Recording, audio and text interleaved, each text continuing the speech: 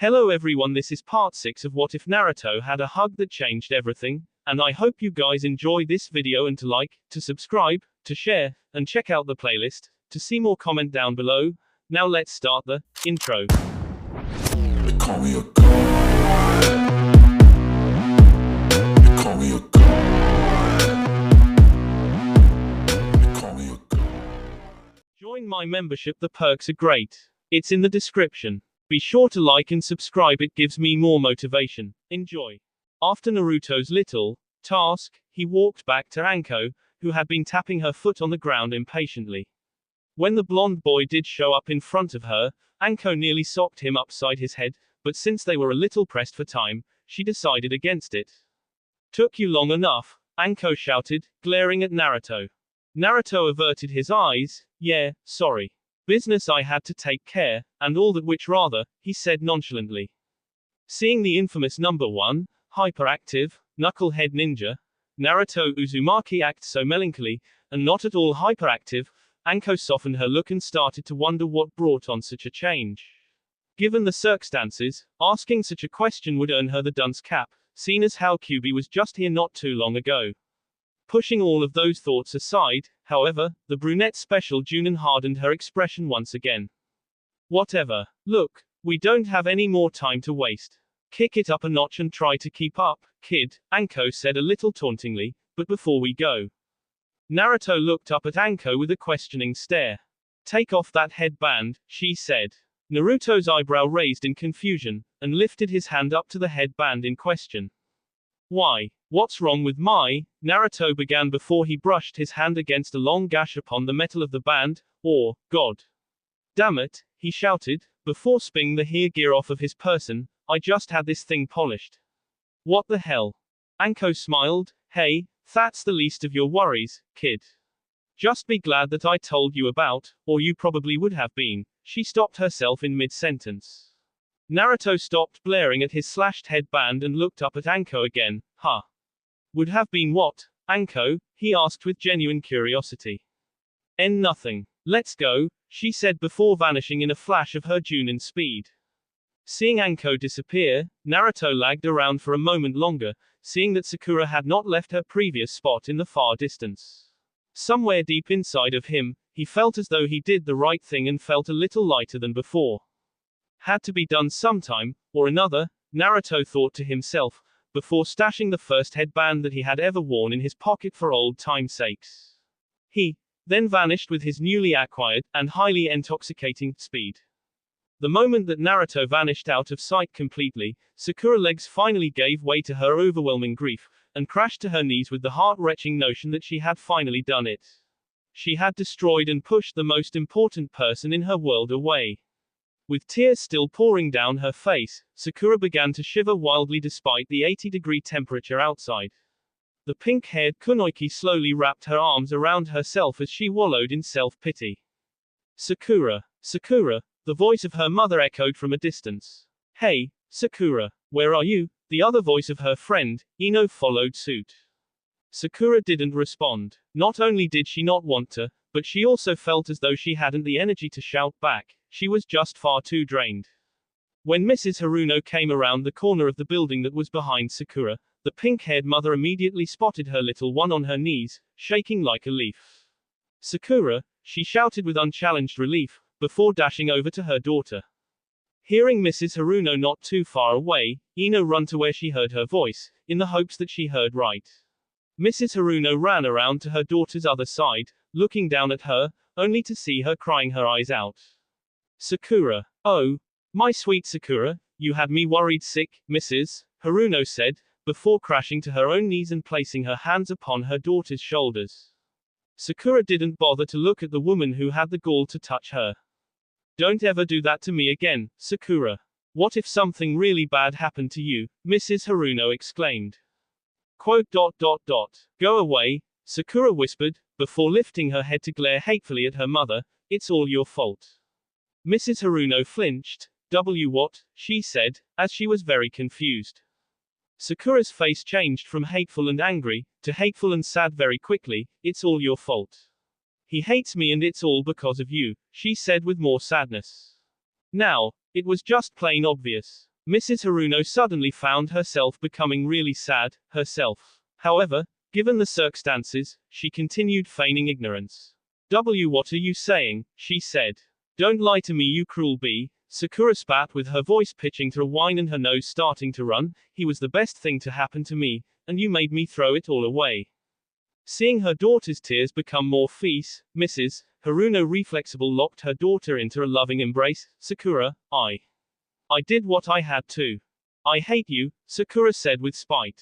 That hurt. Never had Mrs. Haruno ever expected her daughter to say such things, especially addressed to her. To make things worse, it was said with sincerity and painful despair without realizing it. The pink-haired mother tightened her embrace. Sakura, she said, feeling her will and strength giving way to her overwhelming grief. Sakura fell forward and buried her head within her mother's well-bosomed chest despite her weakened efforts to push away. I hate you, Sakura repeated. Mrs. Haruno shut her eyes tightly and clenched her teeth as she felt as though her heart were tearing to pieces. Tears began to build up at the rim of her eyes and her voice became shaky. Sakura, please, please Don. I hate you, Sakura spitted once again, crying harder and harder, I hate you. Mrs. Haruno finally snapped. The tears that she held back flooded down her face with terrible sadness and unwittingly tightened her embrace more and more, as she fell into a pit of heartbroken sobs. Hearing her mother's sobs, Sakura's resolve weakened greatly, but she retained the 3-word and repeated them over and over just to viciously attack her, to break her, to destroy the woman who had ruined her chance to be with someone who was truly one of a kind. And it was working far beyond perfectly. I hate you, Sakura started to break down, you made me drive him away. I hate you. Mrs. Haruno's sobs became more frantic and desperate. God, stop it. Please stop. I'm so sorry, Sakura. I'm so sorry, she screamed with pain and smothered with shame. Please forgive me. Sakura just didn't want to stop there. There was no way that she wanted to let her mother off that easily for what she had done. She wanted to ruin her, to crumble her pride into nothing and make her pay dearly, shattering her chance to be happy, but she couldn't do it. Sakura gave one loud sob before screaming, Mom, she yelled, pressing her head from left to right upon her mother's chest. There, they cried together for what seemed like an eternity for a certain blonde kunoichi who had been watching with teary emotion. 2 hours later, the sun was beginning to set upon Konoha. A very large and bulky building that was still under construction stood on the far west side of the village, magnifying the size and brilliant orange glow of the falling sun. Atop one of the wooden beams of the unfinished building was a lone figure walking ever so slowly upon it, trotting in a perfectly straight line without the slightest fear of falling off. The figure was none other than a really pissed-off-looking Naruto with his orange jacket removed and tied around his waist, bearing his pure black t-shirt. He resheathed a new headband, but decided to tie it around his arm instead.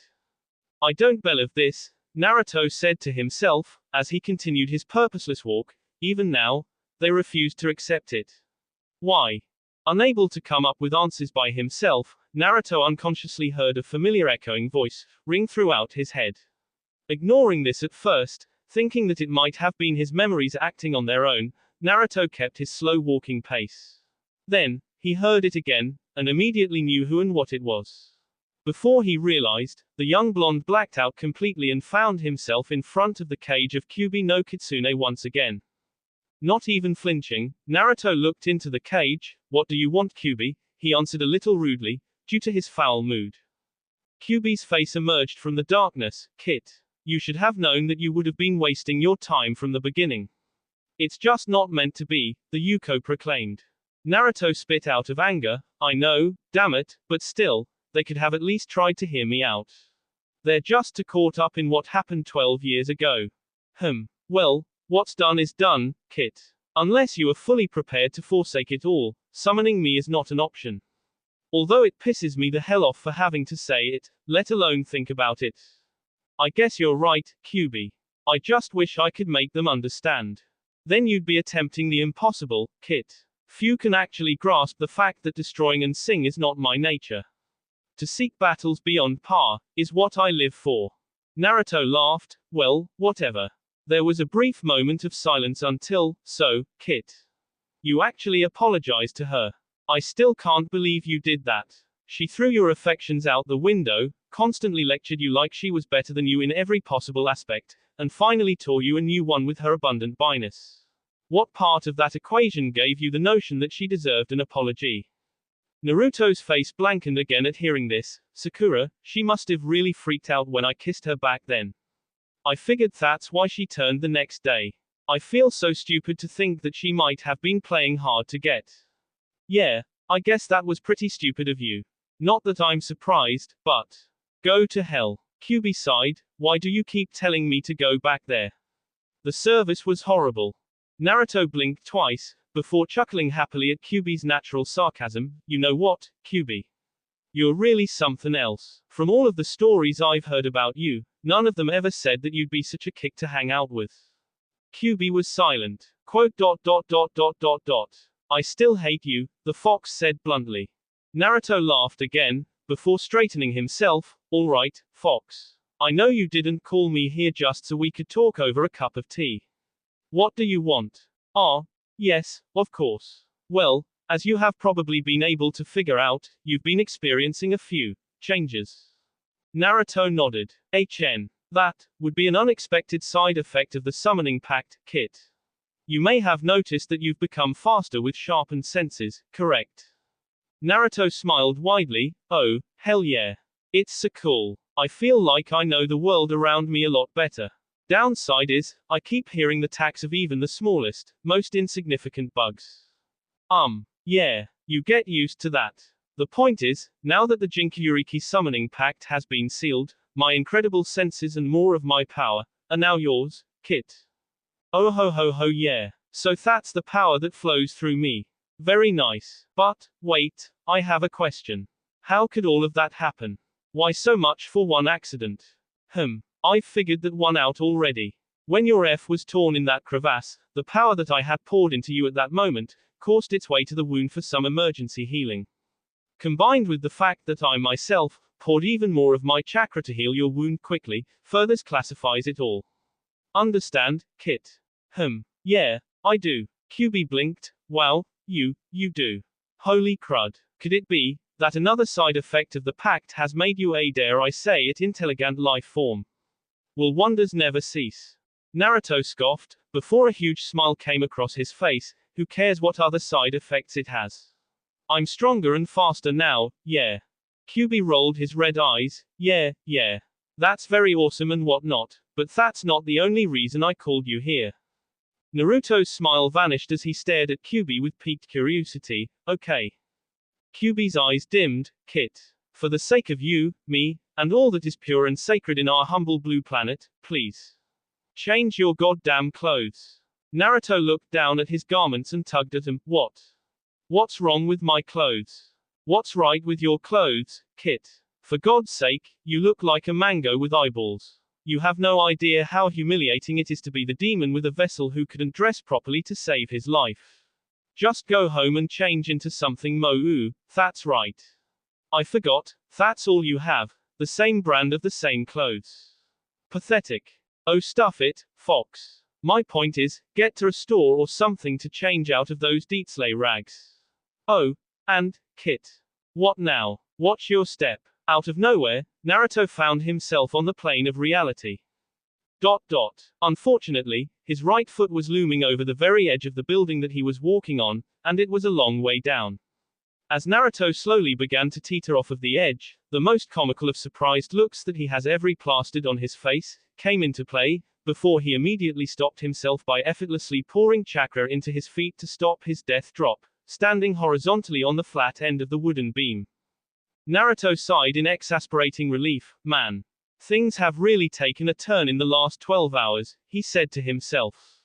With that last word, Naruto skeffily and dexterously hopped, slithered, and flipped off of multiple parts of the unfinished building, before landing perfectly upon the ground, where he stashed his hands in his pocket and walked off in a seemingly random direction as though nothing was going on. As Naruto walked through the ghost town, more or less, he noticed that every last store on his path was closed.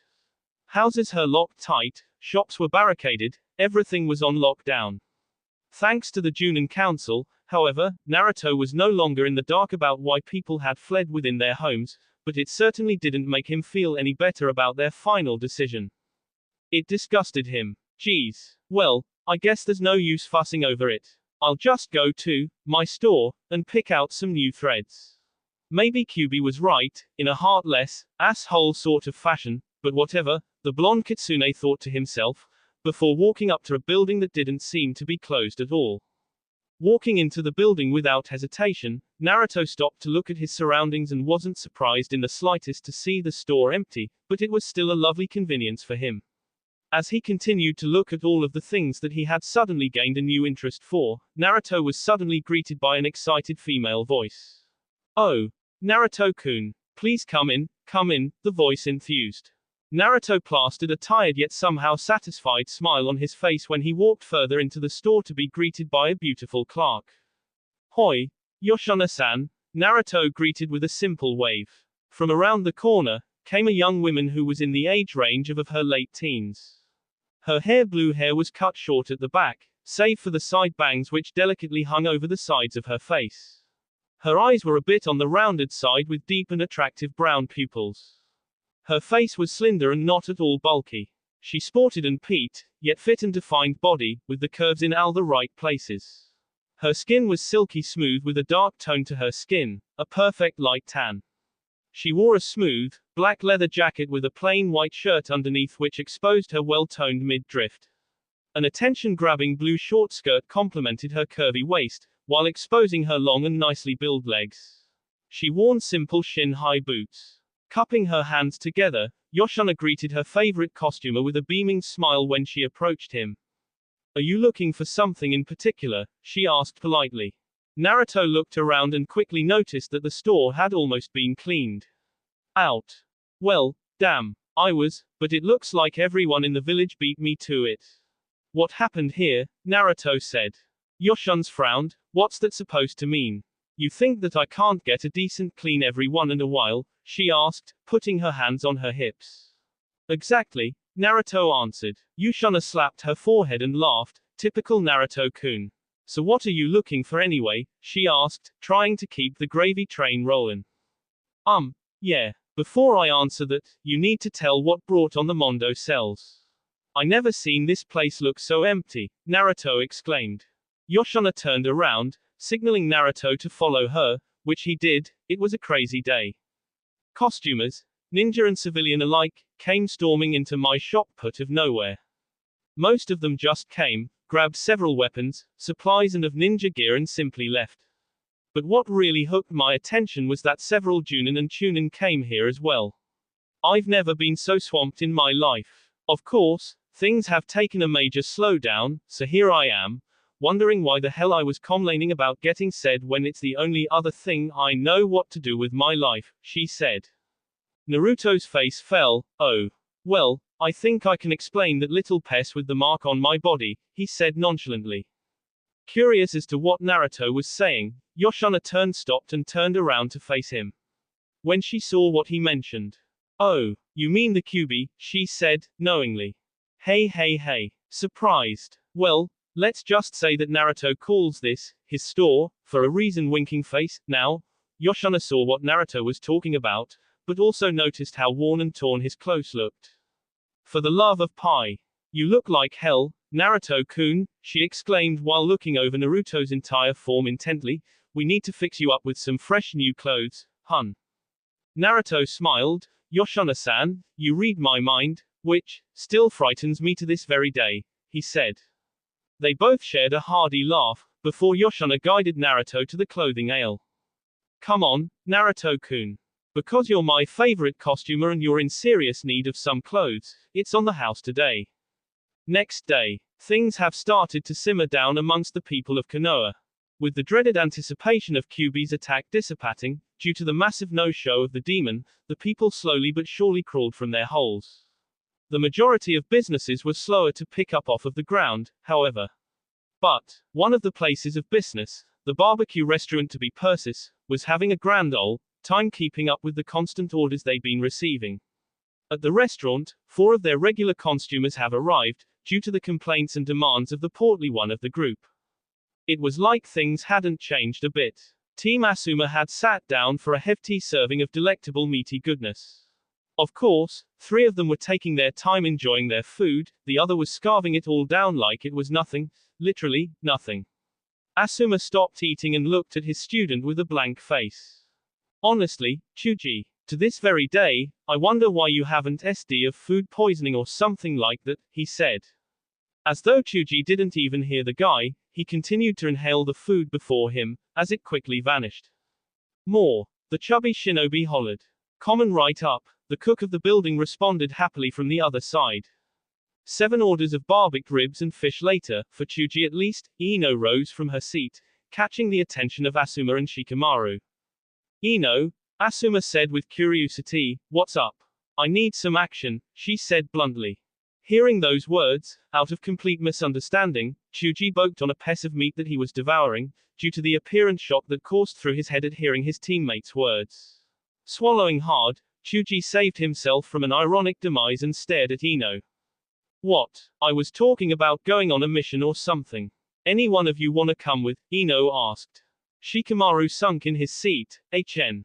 You can count me out, he said nonchalant. Ino frowned. Oh come on, Shikamaru. When was the last time you got off your ass? She said. The lazy ninja sighed. When I got out of bed to come here. Isn't that enough? He replied lethargically. The blonde kunoichi thought about asking Chuji, but then again, the time that he would pick a mission over food would be a miracle of Kami himself, but alas. Ino, are you planning on finding someone to go with you? Asuma asked. Ino sighed, might as well. I'm totally broke and I figure I may as well get some missions under my belt, she mentioned. Asuma considered asking his student if she wanted his Junin assistance, but he could tell by the look on her face that she really didn't care, so he leaned back in his seat and smiled. Alright then, Ino. Just be careful out there, he warned caringly. Ino walked out of the restaurant, after waving, don't worry I will, and I'll be back if I can't find anyone else to go with me, she assured. Meanwhile at the Haruno household, Sakura was walking down the stairs from her room. Everything that had happened in the last 24 hours really took its toll and the pink-haired kunoichi decided that she was in some serious need of exercise. However, earlier in the day, she left her house to find anyone who was interested in training with her. Though she didn't ask everyone, Sakura was pretty disappointed that her fellow graduates declined. Some politely, others rudely, like Neji. With no other options, Sakura thought that maybe if she would just show up at the central building, then maybe she'd get lucky, maybe. Slipping on her sandals, Sakura walked through her living room to get to the front door. Before she grabbed the door to open it, her mother's voice called her name from behind her. Sakura, where are you heading off to? Mrs. Haruno asked with worry and just a hint of guilt. Sakura turned to look at her mother with a half-hearted smile. Oh. I'm gonna see if there are any missions that need to be done, she explained. Mrs. Haruno averted her eyes. Sakura.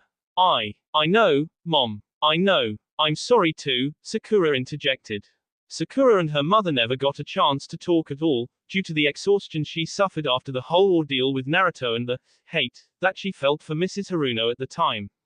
Sakura fell asleep in her mother's arms right afterwards, and from there she was carried to her house and on the bed. Here she is now, timidly making communication with her mother.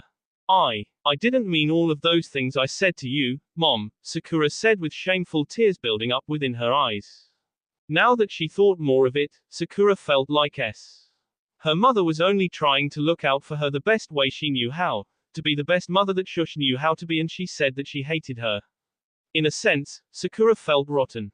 Of course, those feelings were ever so slowly fading when her mother smiled at her. A sad smile, but a smile nonetheless. Sakura. About Naruto. Sakura's face suddenly cringed with fright. Naruto. What happened to him? Is he hurt? She frantically questioned. Mrs. Haruno quickly shook her head. No, dear. I was just wondering if you were certain you wanted to leave, she said.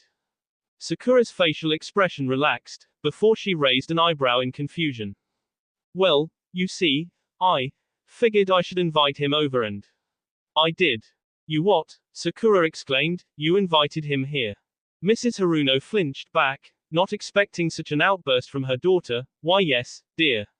I saw him late last night and we talked a lot.